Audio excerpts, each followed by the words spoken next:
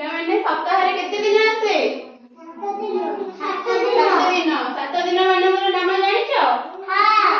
କଣ ଫାଷ୍ଟ କଣ ଆସିବ? ସୋମବାର, ତାପରେ ମଙ୍ଗଳବାର, ତାପରେ ତାପରେ ଗୁରୁବାର, ତାପରେ ତାପରେ ଶେଷରେ କିଏ ଆସିବ? ରବିବାର।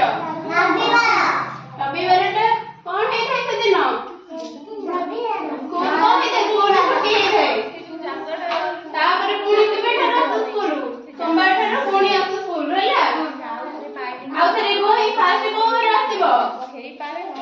ସୋମବାର, ତାପରେ ତାପରେ ତାପରେ ତାପରେ ଶୁକ୍ରବାର, ତାପରେ ସର୍ବଶେଷରେ କିଏ ଆସିବ?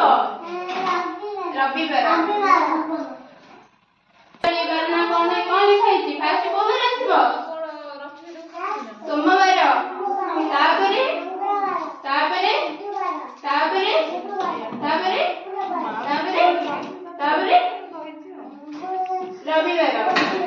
ମନେ ରହିଲା? କହିଲ ଫାଷ୍ଟ କଣ ଆସିବ? ଏଇଟା ରବିବାରଟା କୋଉ ବାର? ଛୁଟି ହେଇଥାଏ ସେଦିନ।